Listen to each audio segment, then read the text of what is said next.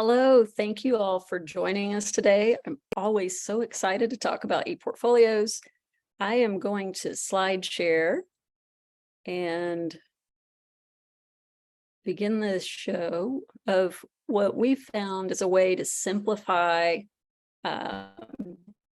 ePortfolios, and we're calling it ePortfolios on the Fives. I'm Debbie Oesch-Minor. I'm at Indiana University, Purdue University, Indianapolis on the IU side, and we will be parting ways within the next 12 to 14 months, which will make us IU Indianapolis and Purdue Indianapolis. I am lucky enough to be working with Rachel Swinford as interim co-directors for the ePortfolio program, and we at IUPUI sort of have a rich history of ePortfolios. Now the ePortfolios are housed in the Institute for Engaged Learning. We see ePortfolios on the Fives as easy to remember basics that help students and faculty with ePortfolio building. So we have 5 ePortfolio orientations, ways of thinking about ePortfolios, 5 building basics, a 3x5 page design rule, and our faculty 5 that help faculty think of easy spots to integrate ePortfolios each semester. But first, a little about IUPUI. We've got about 27,000 students. We received over $633 million in external research funds in 2022. We are an R2 with a Carnegie classification. There's a rich history of ePortfolios with our in-house expert who's retired, Susan Kahn, but there's this huge challenge with faculty buy-in. So what we're doing is trying to make it as easy as possible to buy into ePortfolios. The first component of ePortfolios on the 5 is moving past that single ePortfolio model. We did a 2020 on this last night. So we want students to think of ePortfolios as nesting dolls. They could have project-oriented ePortfolios that they might do in a course. They might have a course-oriented ePortfolio where they're documenting and sharing processes as a very much a workspace and an engaging ePortfolio, a degree or program-oriented ePortfolio, which would function possibly like a showcase in some instances, but the kinesiology program uses it very much as a learning ePortfolio. We also support professional ePortfolios, and we encourage students to build personal ePortfolios that kind of bridge all this work and help them really process what they've done in other environments and how it relates to who they are, who they've been, and who they want to be.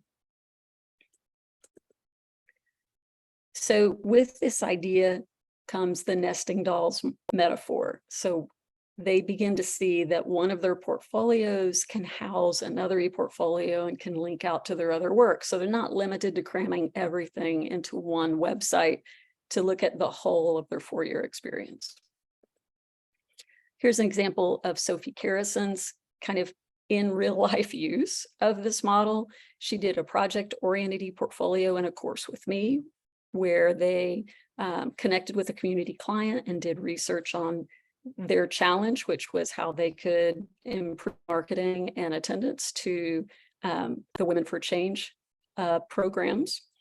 She then did a course-oriented ePortfolio that tracked her work in the class. She's done ePortfolio specific to study abroad. She has a degree-oriented ePortfolio, and then her personal ePortfolio. And I think the QR codes do work if you ever want to go back to this and see some of those. So we tell students and faculty, you can build in almost any platform, whether it's Wix or WordPress or CN or Google, with just 5 simple tools. First thing you do is decide on a platform and a template. We support in our offices, Wix, Google, and course networking. And in classes, we'll support these. But when it comes to one-on-ones with students, no matter what they build in, we'll jump in and try to help them out. Once they've picked a platform and a template, they manage the tabs, create the organizational structure for navigating that site. After that, they insert text, they add images and videos, they create hyperlinks. Boom, that's it. I like to pause here. It really is that easy. Now, it takes time and it can be challenging, but if they just pick the platform, manage the tabs, begin inserting the material, they have an engaging ePortfolio. There is emphasis then on navigation, helping people get around as they link either within their ePortfolio or outside of their ePortfolio, and we can build on any of these concepts, but we stick to that basic. Here's the 5 tools you need to make an engaging ePortfolio. Then we incorporate a 3x5 design strategy. So we tell them every page of your ePortfolio should have 3 orienting moments, 3 paragraph level design choices that make it readable, 3 images or visuals, 3 hyperlinks, and 3 pull-out quotes. Basically, any page looks okay if they do this. They don't even have to do it super well. It just brings the page to life if they simply have 3 of these 5 components on each page. So you look at an example here, we have this kind of orienting title, there's a date, there's an abstract, they've got some hyperlinks. Actually, this is me. We have an image, there's a pull-out quote, and if you could scroll down, these same kinds of things are happening on the page. This particular page is really text heavy. It's a writing class and it's an instructional ePortfolio, but that 3x5 design strategy, that makes sense. I need 3 pictures. I need 3 pull-out quotes. It seems to help students as well as faculty kind of take the mystery out of building an interesting website. So this gets to the rhetorical scenario.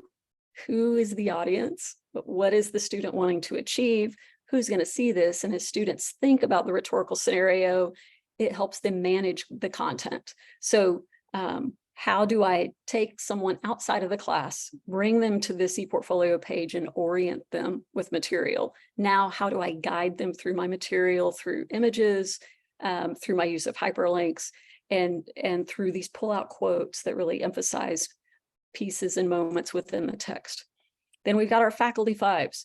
Add ePortfolios in 5 places. On day 1, introduce students to ePortfolios and share examples. Wait for them to build their ePortfolio until they have something to stick in it. So, and then we have ePortfolio kickoffs. We'll help students build that ePortfolio shell and place in that first item that the faculty member wants to be present, and have some time to play with that in class. So then a second artifact due date, provide time in class for the students to add that material and begin working on it.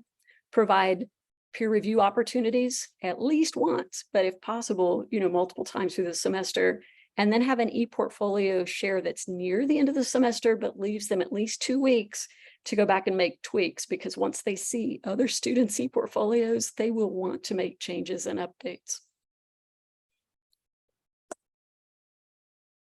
So these basic strategies help people think about curating their artifacts and telling their stories.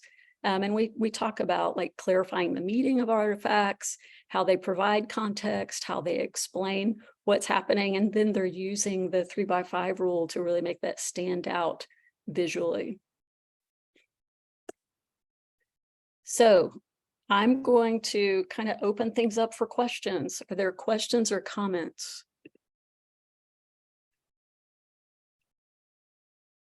Yes, Susan, we'll make the slides available. Yeah. Megan did have a question earlier just about how easy it is for students to kind of drag and drop content or to create that nested structure across portfolios. How do you help them kind of manage the technological aspect of the nesting dolls? I think number 1 is just sharing examples, because they see like, oh, someone took a screenshot of their ePortfolio, have a little abstract of like the page they want to nest in the other ePortfolio, have an abstract and a hyperlink straight out. So they're really simple ways to do that, and providing examples helps them think through that. The other option is just copy and paste from one to another with hyperlinks. But it is, we have a real benefit with Sophie Carrison in our ePortfolio studio. She'll give feedback synchronously, asynchronously, or in person with students, and she explains this is how it works together. But that's a great question, and it's something that we will be working on and developing, because again, we're a year into interim work and trying to cultivate this as a kind of a way of being and doing at IUPUI. I do have another question. I'm curious to know how you all developed this 3 and 5 model. Is it something that you designed based on your knowledge of best practice? Is it something that you brought faculty voices in? Like, as folks are watching your presentation and thinking, gosh, how do I do this at my institution? Do you recommend they maybe think about adapting your model, or do you think they need to develop their own? Well, first of all, I would say you're more than welcome to use this as a model if it works for you. I don't know if Rachel wants to chime in at all here. Yeah, I can add. I did put in the chat a link to the website that Sophie created, which basically talks about the design basics. And these were kind of created based on what we knew about website design and about the readability. So they're basic design tips to help like eye tracking and things like that. I mean, very basic. I don't know a whole lot about website design. So that's kind of what we created them from. Mainly Debbie. Debbie did most of this work. Well, so I teach like 100 writing students a year, and it's a lot of reading. But this ePortfolio brought such a rich component to them being able to share immersion experiences and narratives, and kind of tell us the in-depth of the stories and the things that they're doing. And students kept telling me, it's so complicated, it's so complicated. And I'm like, no, it's not. I know it's hard, but there's a difference in hard and complicated. And so we look at these very simple tools, and it sort of it de-stresses the whole thing. Like, oh, this is possible. This is pretty simple. We can orient in these ways. And like here, Valerie, she did a before and after, and I love sharing this. So this is the template that she was using on Wix. And then here's how she made it her own. And when students see this, I was like, thank you, Valerie, for the slide.